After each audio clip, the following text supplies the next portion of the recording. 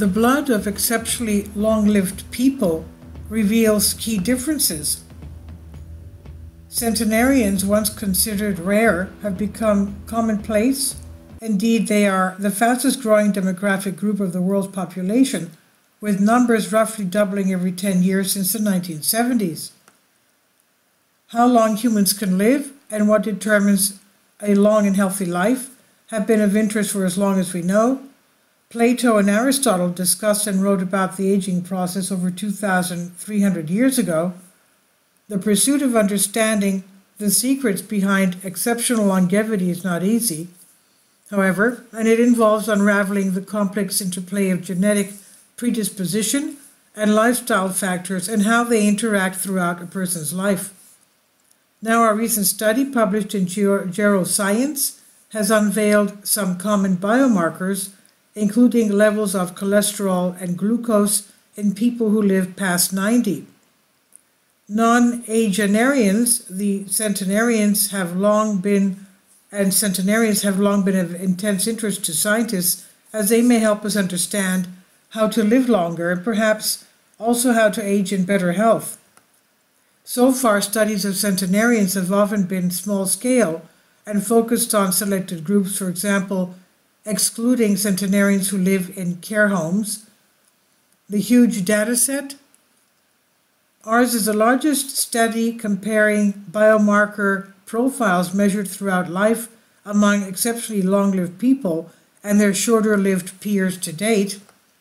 The scientists say we compared the biomarker profiles of people who went on to live past the age of 100 and their shorter-lived peers, and they investigated the link between the profiles and the chance of becoming a centenarian.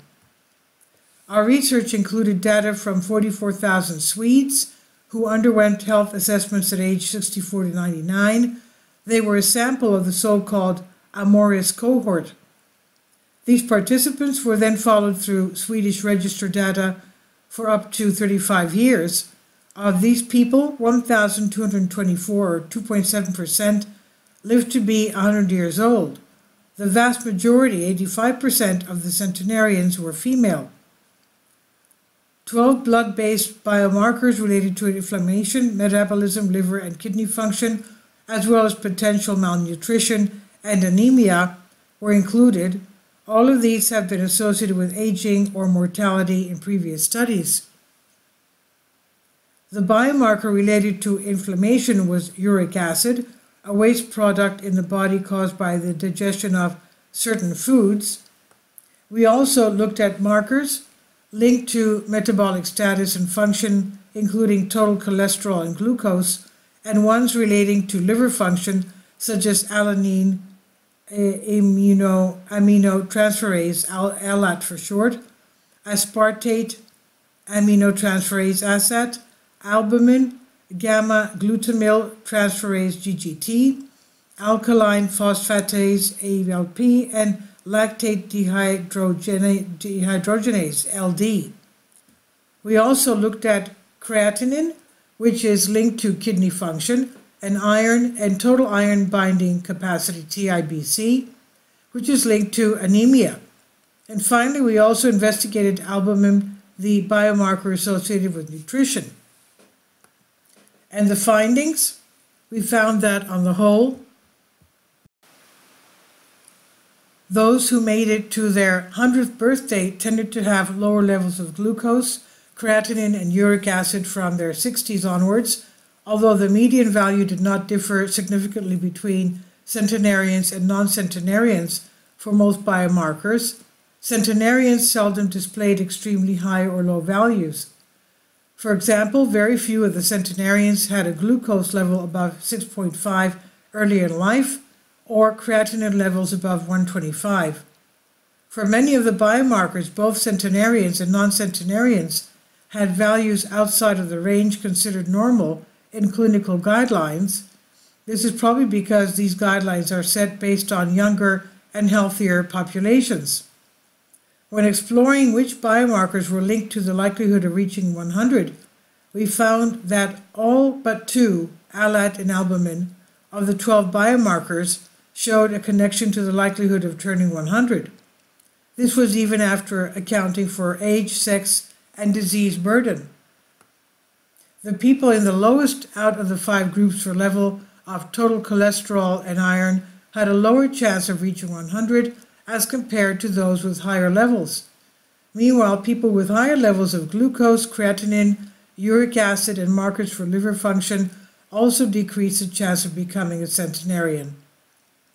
In absolute terms, the differences were rather small for some of the biomarkers, while for others the differences were somewhat more substantial.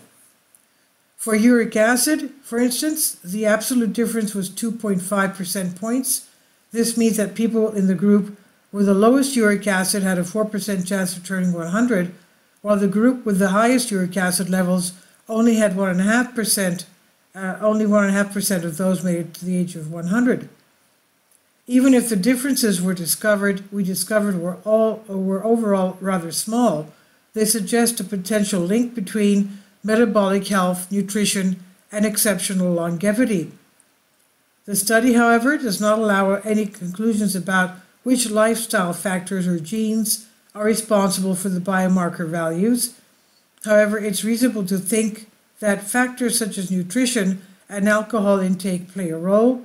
Keeping track of your kidney and liver values, as well as glucose and uric acid as you get older, is probably not a bad idea. That said, chance, probability plays a role in some point in reaching an exceptional age, but the fact that differences in biomarkers could be observed a long time before death suggests that genes and lifestyle may also play a role. This is by Karin Modig, Associate Professor, Epidemiology, Karolinska Institute. The article is from the conversation under Creative Commons on Science Alert. Please leave your comments. Thank you for your support. Kindly support my Patreon account. The daily posts are 5 videos daily, and they are totally different from what I have on my YouTube channel. Thank you so much for your support and that you find all my content so interesting. You'll find the Patreon account details in the description box below.